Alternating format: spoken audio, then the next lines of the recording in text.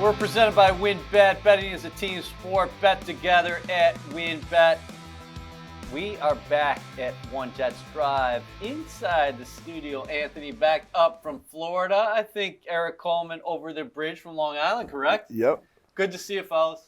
Good to be back on, man. It's been, I guess, a quick offseason for us. Now Man. we're back into it. It's already draft coming up. Draft is crazy, man. It's exciting, though. It's an exciting time for this organization and what they can do. So, exciting times for the Jets, but I have to ask you, AB, since you live down in Tampa, what the heck was going on down there? Brady retires. Yeah. Then he decides he's going to come back, and then Bruce Arians retires, and former Jets head coach Todd Bowles takes over. Yeah, I'm happy for Todd. Obviously, I'm a big Bulls fan. Look, I think Brady probably, it wasn't the most ceremonial exit initially with the leaks and all that stuff. I kind of felt like it was like, he's done playing, but yet somebody was saying it besides Tom Brady.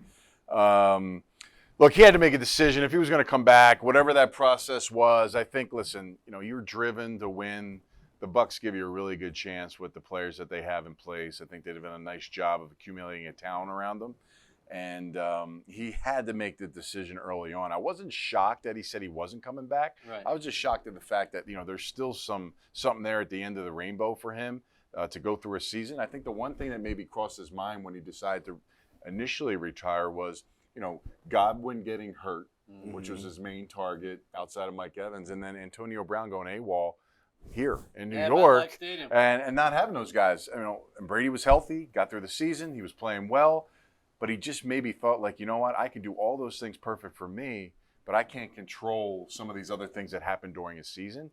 And that's a mental grind, to think I was in perfect shape the whole year, but yet other things made us not get to where we wanted to go. And they almost got there without them.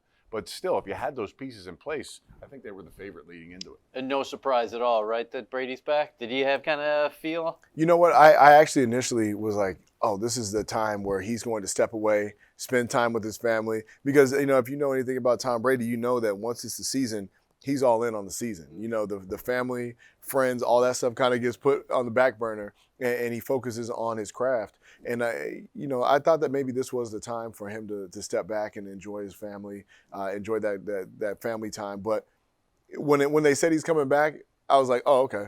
So the key here for the Jets moving ahead is their second-year quarterback, that is Zach Wilson.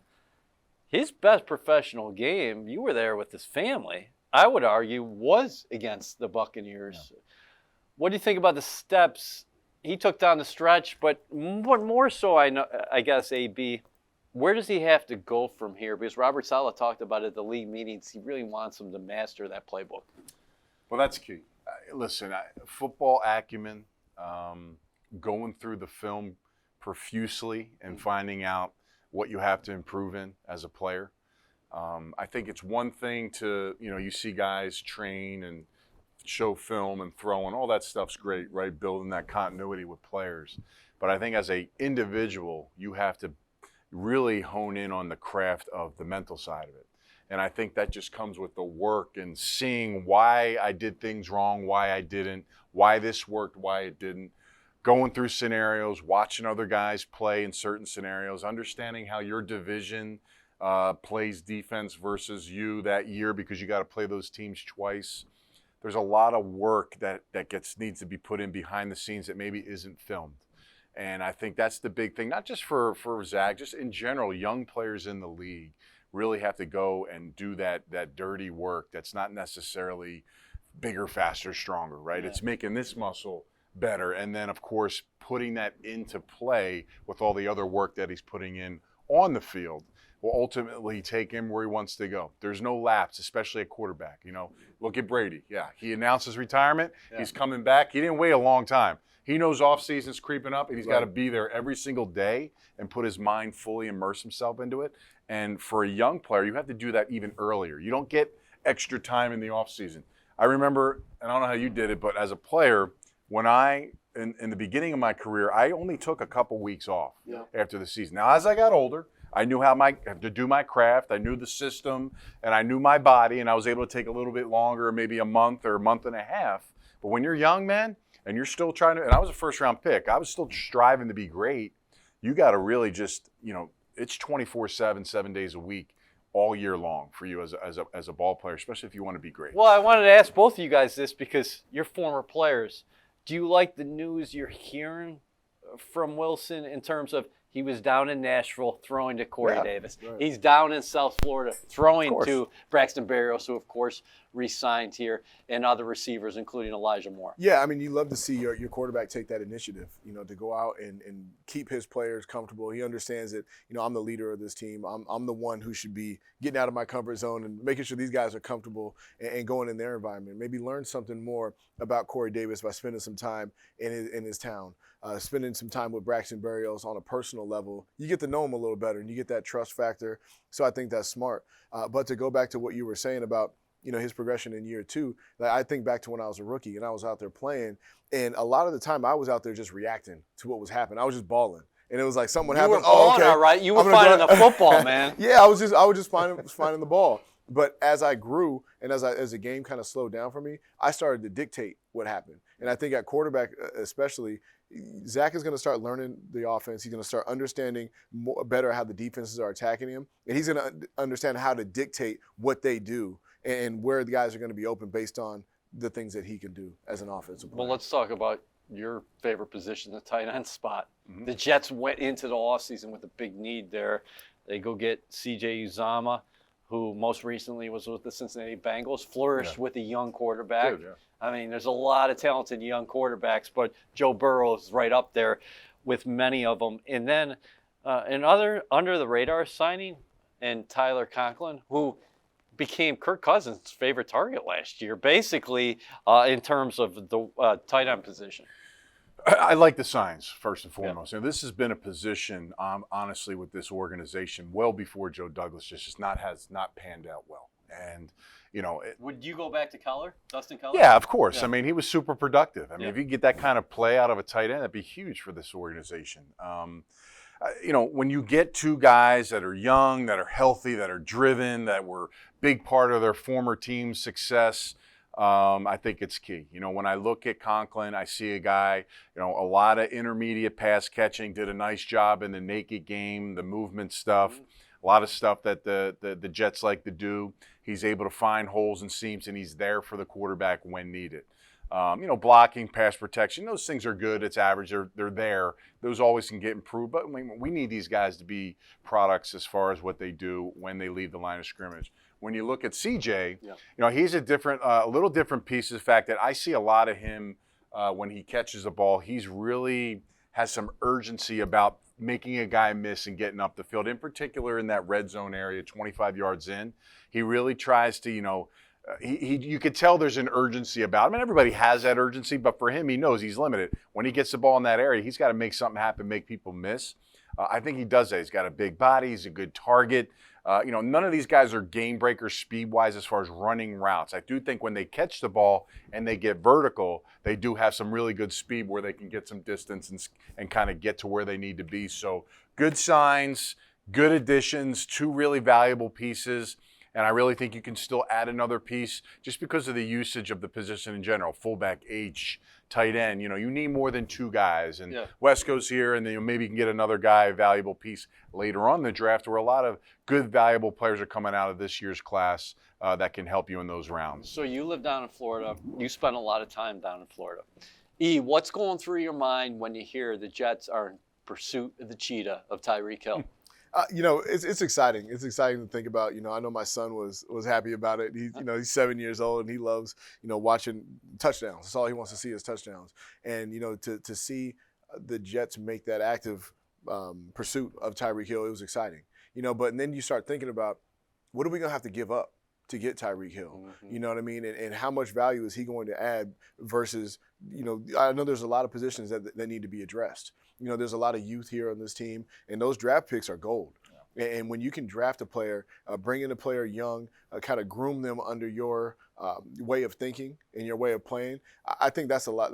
That brings a lot of value. Tyreek Hill, you have to give up a ton of draft picks. You have to give up, a lot of money, and that takes away from the pot from the rest of the guys. So while one player is great to have, one great player to have, I think when you can get a multitude of players, especially young ones, in the early rounds, you can't beat that. We're taping this right now, but what does it say about Joe Douglas's philosophy that he does want to build it through the draft, like you just mentioned, but they also want to accelerate the development of their young quarterback, Zach Wilson? Yeah, look, having a lot of draft picks is awesome, especially ones that are in the first 3 rounds. I think when you look at, okay, yeah, you got to give up a bunch of picks, but this is Tyreek Hill is a game changer, right? You don't have to throw him the ball down the field to make him do things. You don't have to be perfect with him. You just a little check pass or a little jet sweep and he makes something happen, right? So there's only a couple guys, that can do this. There are some other receivers potentially, and again, you're saying we're taping this now, that are available that can do those kind of things as well. And they, there's actually a little bit of a list of those guys. People talking about, Metcalf being available. A.J. Brown could be potentially available. These guys are game-changing receivers. Yeah, of course. You're talking about guys with expiring contracts. Exactly. Yeah. So, can they come in and be a difference right now like they're doing in their organizations? Absolutely. They're ones. They're true ones. In this draft, there is a high number of really good receivers that are coming out. We talked about them in some of the segments already. They're just, they're still driven on potential. You don't know. They're not guaranteed to be, Jefferson or old boy from Chase coming to the Bengals. I mean, they just aren't. You can't guarantee that. Or a Waddle in Miami. Right. So although they have what it takes, and it looks like they could be those guys, they're still draft pick guys, and you have enough capital in the draft where I believe that when I saw that the way they packaged it, they still had some good. They were still going to have 4 and 10. Yeah, they're still going to have 4 and 10. So to me, it was like, wow, like this isn't bad because to get that kind of value for a second or third round picks or whatever it is, I thought it was good. But he decided not to choose. WynnBET is now live in New Jersey, and they're bringing the excitement of Wynn Las Vegas to online sports betting. Get in on all your favorite teams, players, and sports, from boosted parlays to live in-game odds on every major sport. They have what you need to win. Sign up today to receive a special offer, risk-free $1,000 sports bet. Download the WynnBET app now or visit wynnbet.com to start winning. WynnBET, an official sportsbook and gaming partner of the New York Jets. Offer subject to change. Terms and conditions at wynnbet.com. Must be 21 or older and present in New Jersey. If you or someone you know has a gambling problem, call 1-800-270-7117. All right, we're a couple weeks removed from that first wave of free agency, and we talked about the tight ends a little bit. The Jets get Laken Tomlinson, a Pro Bowl offensive lineman. Now, Joe Douglas also attacked the offensive line in his first 2 drafts, going with a lineman in the first round. On the defensive side of the ball, the key pickups there include Jordan Whitehead, a guy with championship pedigree who formerly played with the Bucs his first 4 seasons, just was in the postseason with Tom Brady and company with the Rams. DJ Reed, fascinating story because Robert Saleh was in San Francisco when he started his career, and he really flourished on the outside, a 5'9" corner. How many times have we ever said that? With all that being said, you can comment on your favorite signing, but also make a transition. What are the Jets' clear needs heading into the draft now?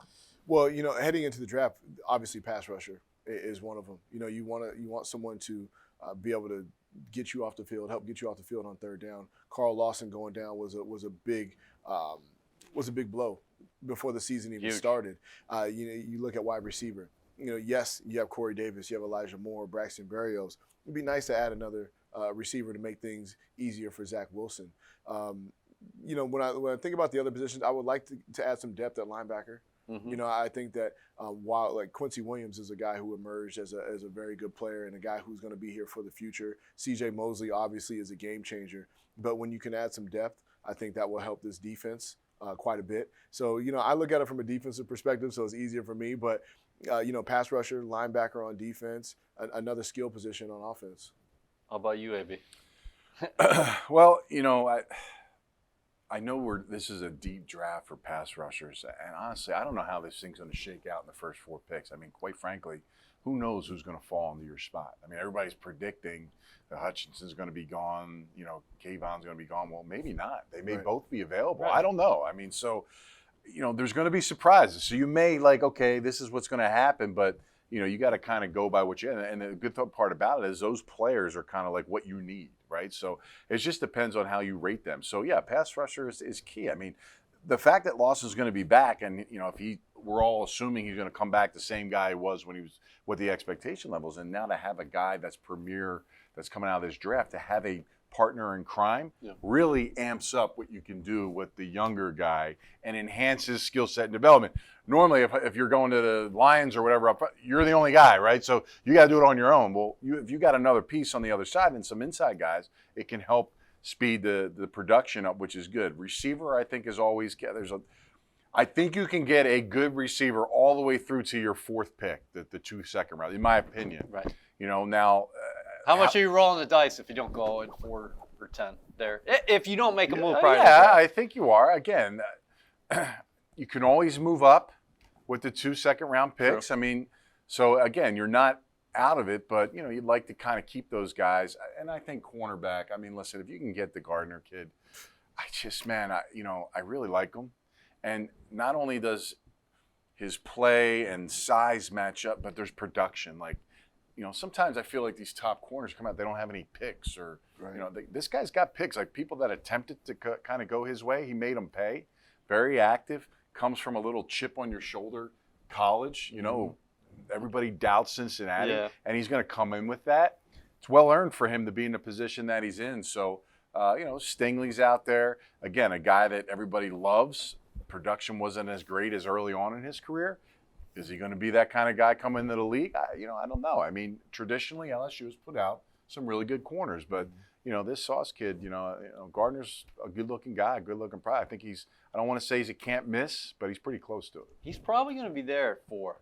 Yeah. I know we can't just look at mock drafts and say, well, this is exactly what's going to happen, but what do you think about that? A guy who played the safety position, because if you followed San Francisco, that model or the Seattle model, very rarely did they take cornerbacks early. Mm-hmm. But maybe this is a unique situation where Robert Saleh has talked about, hey, if a unicorn is there.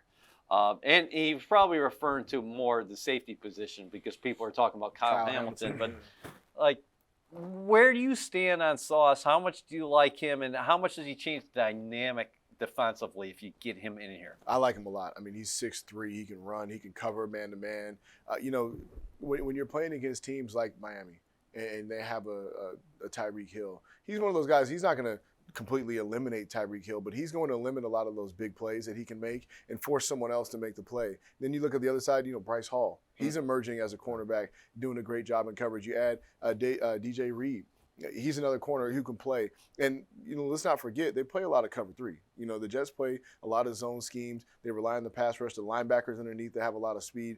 So, with getting him in that 4th pick, I don't know if you need to. Just like in the past, like they found a Richard Sherman. He became that cornerstone for their defense. If you can find him, it's great. But I don't know if there's a need. I don't know if you need to have a guy just a lockdown corner. 10 for defense. Sure, though. 10, yes. You think that's if he were to go to 10, I'd take him? I would love him at 10. Yeah, right. I would love him at 10. Maybe better value. It'd be great. 10, It would really just open up. I mean, you add pass rushers, you got corner. It just. Where do you guys stand on Hamilton? Because you mentioned safety and the Jets in first round, and Jets fans have bad memories. With that being said, a lot of people think this guy is a can't-miss prospect. Right. He's long, he's rangy, he comes downhill, he can play over the tight end, he can cover, he's got alpha qualities. It's high. We've been through that before. Yeah. And, I think look, Whitehead is a really good sign for this organization. He is a monster in the box. I honestly feel like if used correctly, he could be more productive than Jamal Adams is in the box, in my opinion. That's how good I think he is. I really think he performed well, and I think you got a lot of value in the what you paid him. Yeah. I mean, I think he played one of the better safeties, all-around safeties in the league last year. He played that well. Awesome tackler. So, now is his cover skills where you want to be? The guy got where he needed to be. He's very good. He's not wasting reps in the wrong spot. And they moved him around. Yeah, he understands his assignment. So he's in there. So again, is it speed related? Is cover, all those things. Now, the kid from Notre Dame, a lot of people are questioning his speed. Look, film is film. Right. They played really good competition. The kid can play ball. Yeah. Is he an eraser? Is he a guy that, how many safeties in the league are erasers off the top of your head? I mean, probably maybe a couple. Yeah, I'd rather get to the quarterback with a guy on the line than try to figure out what my safety can do in the back end and hope he can get somewhere or prevent something. You know, you can stop everything at the line of scrimmage. So if you feel like there's a pass rusher there that's legit elite, even if, like in Thibodeau's case, well, you know, you don't get every play. I played against a guy that's probably going to, well, he is going to be in the Hall of Fame, one of the best pass rushers ever, is Julius Peppers. Yeah. He didn't play every play the way you maybe You've want him to mentioned play. this before. But I'm telling you now, he screwed up a game a week. I mean, that's just what he did. Yep. Because of those 1.5 splash plays. Kayvon could be one of those guys. So, I mean, you know, those get game changers on the edge if they're available. I think that supersedes maybe a safety that potentially, hard to say he's going to be an eraser. Just there's no rookies coming and doing anything that's an eraser. But he is a good player. I mean, it's a tough deal. Tough deal to go. It would be fascinating if they do indeed go Gardner at 4, and then what pass rusher is there at 10? Is tackle out of the realm? Well, I mean, I'm just saying, like, look, I hope Becht doesn't get hurt again or anything like that. I mean, I don't know. Fant is not getting any younger, played phenomenal last year. And, of course, now in this moment he's there and he's good. Yeah. But you never have enough guys. If you can get another piece, I don't know. Is it over? Is it too much? Lineman. Especially a 4, if like that perfect guy's like, man, you know what? He's falling here, and some silly teams take quarterbacks early and just put some guys in front of you to. Do you like both Ekwonu and Neal? Both of you guys. As you take a look. Yeah, I mean, I think they're both nasty. I mean, and you see what a good offensive line does for a quarterback. I mean, you saw the offensive line of the Colts carry them. They should have went into the playoffs, you know. But you look at the Cleveland Browns. They have a great offensive line. It just makes the quarterback's job so much easier. When you can run the football, it allows your defense to rest. It just is good for your organization when you have a great offensive line that can run the football, protect your quarterback, sustain drives, dictate the way that you're going to play the game. I would never get mad at a first round. If you went with a tackle at 4, you wouldn't have to go 10 at receiver, in my opinion. Now you can slide down or come up a little bit, and you can go in those areas and find that. Now those receivers that maybe a Sky Moore or Christian Watson or something like that, those guys become better players because of protection purposes. But you think about it from the other side, like look what Cincinnati did. You know, they needed an offensive lineman. They went and got Jamar Chase. And they went to the Super Bowl. And look, they went to the Super Bowl. So there's other. No, there's no question. Maybe there's enough. You're right. But I'm with you. It's a great point. I'm a big lineman. It's a great point. Their offensive line was not good, and they got there. So. But I think a lot of people think that, hey, could be safe money here, that you're going to go edge 4 and 10. You got John Franklin Myers in the mix. You still have Quinnen Williams and Sheldon Rankins in the middle. You added a former first-round pick who's familiar with the system in Solomon Thomas. I like that so you're starting to see the pieces come together the way Robert Saleh wants to do this thing, right? Right, you love it. You love it. You love to see the team come together. And it's going to take a couple of years. You always say that. It's not going to be the way you want it the first year. But, what I liked about last season is that there were a bunch of youngsters out there playing their butts off. No matter what the score was, no matter what the situation was at the end of the year, beginning of the year, they were going out there and giving it their all. And that's a reflection of the coach. And then when you add some more talent to that and you get more experience with the young guys, you add in some superstars with the same mentality, it's going to cause a lot of problems. They're going to win a lot of games that a lot of people don't think they should. So I think that when you add those players, you get Carl Lawson healthy, you add somebody in the draft, you get some more superstars, it's going to be a problem. You got some young leaders. We talked all year about the 2021 rookie class, how impressive it was. But from your perspective, in terms of free agency, how key was it getting these guys in here? Yeah, veterans with experience, but guys who played in the postseason. Uzomah just saw the rise with the Bengals from 2 to 4, and he's playing in the Super Bowl with Joe Burrow. Laken Tomlinson was part of that build in San Francisco where they compete in the Super Bowl. Last year, they're playing an NFC Championship game on the other side of the ball. DJ Reed has postseason experience, and Jordan Whitehead can walk downstairs inside that locker room. He's got a ring. When you get a taste of that success, usually good players want more of it. Yep. And the fact that they've had the trek and they know how to get there and they've seen how a team can kind of get themselves prepared to go in the direction they want to go and achieve greatness, guys start listening. Teammates start. You've been there. Like, what's it take? Jordan White is going to be in a DB room that's thirsty to know what it means to be a winner, like be in a position of greatness, and he can offer that to them. That's going to be huge. Just like you said, those other pieces. Now you're starting to collab really good, talented players that have won real meaningful games in this league, championships, and they can spread that to the young players in the roster. I think that's big. What do you think of the arms race in the AFC? Let's go through the quarterbacks. Crazy. We don't have to evaluate every team, but we just throw the names out there. Yeah. AFC East, you got Josh Allen. AFC North, who the Jets, by the way, battle next year. Right. Deshaun Watson, I was thinking all along that, yes, he would be traded, but maybe New Orleans or Atlanta. Yeah. He winds up in Cleveland. Lamar Jackson going to be back healthy for the Baltimore Ravens. Talk about Joe Burrow and the success he had last season. Don't even go out west. AFC West. Yeah, of course. If you go to the West, everybody's got a good quarterback. Yeah. Even if you don't want to say Derek Carr is not elite, he's a very good quarterback. And now he's got, I don't know, a top 2 receiver in the NFL, Devontae Adams he's throwing to. Yeah. Russell Wilson has joined the Denver Broncos. The AFC, we've never seen anything like this. To me, those guys don't matter. We're trying to win a division, right? Okay. I mean, so it's really what's in this division. And clearly the Bills have shown us right now that they're the class, and they've upgraded around this team a little bit too in free agency that I felt like they've made themselves a little bit better. So, Tua is a guy that's like the Jets are doing. They're putting pieces around this kid to see if he can be the guy.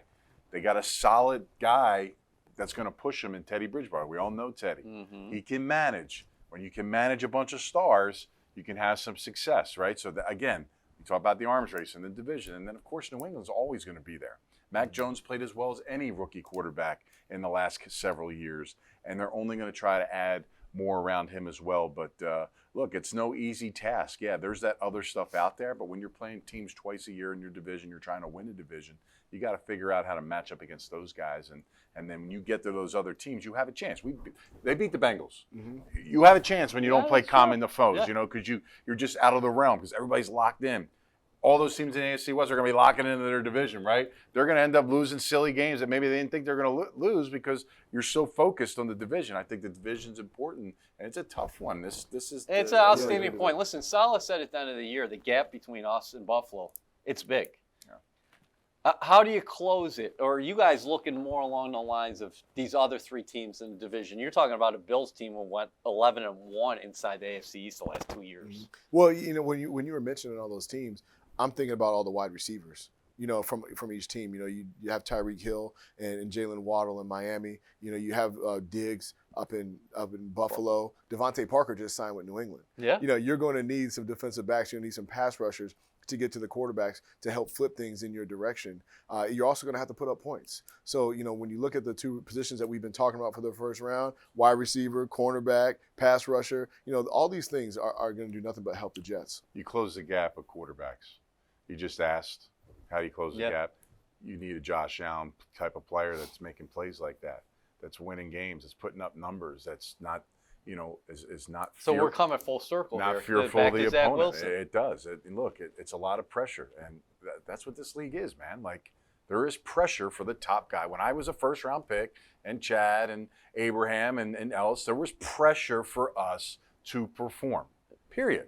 Now, it might be told to players differently. Might be projected to players differently, but when I was here, it was plain and simple. My coach told me, we need more. You're a first-round pick. You need to play better. We have more expectation out of you. And that was what I was told. That may hurt your feelings. It may make you scared, or it may raise you up to a level that makes you great.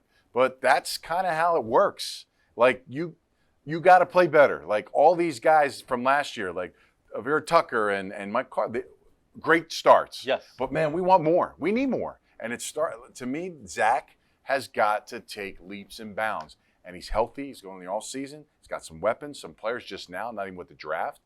He's got to go out there and do whatever he can to better himself. And like talked about, they're out there throwing, all that stuff is great. It's a small piece of the pie. There's other things you have to do. And he may be doing that. And if it is, that's great. I hope he is, because he's supposed to. And if he is doing those things, he's going to be fine. But he has to take leaps and strides, because that is the difference maker in the NFL. Quarterback position All that other stuff is great. We need it, pass rushers, all that stuff. Just like you mentioned, Joe Burrow got to the Super Bowl. Why? Because of his offensive line? Hell no. Wasn't because of his offensive line. It'd be nice to have it. If he had the Jets' offensive line, who knows how many I think this line's really good. Yeah. Quarterback play is premium, and you have to find a way. Now, everybody else got to do their jobs around them, but the quarterback has to find a way to be elite, and that's hard in this business. And, there's some signs of it last year. Now you need more more things, more. And look, tighten the screws. That's what it is. When you're a top-tier pick, regardless of Zach, anybody else, you got to raise the level of play, and that's my expectation for any top-round guy. WynnBET is now live in New Jersey, and they're bringing the excitement of Wynn Las Vegas to online sports betting. Get in on all your favorite teams, players, and sports, from boosted parlays to live in-game odds on every major sport. They have what you need to win. Sign up today to receive a special offer, risk-free $500 sports bet. Download the WynnBET app now or visit wynnbet.com to start winning. WynnBET, an official sportsbook and gaming partner of the New York Jets. Offer subject to change. Terms and conditions at wynnbet.com. Must be 21 or older and present in New Jersey. If you or someone you know has a gambling problem, call 1-800-270-7117. All right, fellas, great job today. Hopefully you enjoyed Becht and Coleman, because you're going to be seeing a lot of them and hearing a lot from them. The Jets Draft Countdown Series presented by Duncan. That is going to be all over our digital properties and CBS leading up to the draft. And then Jets Overtime, we're going to have 3 episodes on draft weekend. It's going to be a historic draft for the New York Jets. So we're bringing the big guns back to Florham Park. Great seeing you, fellas.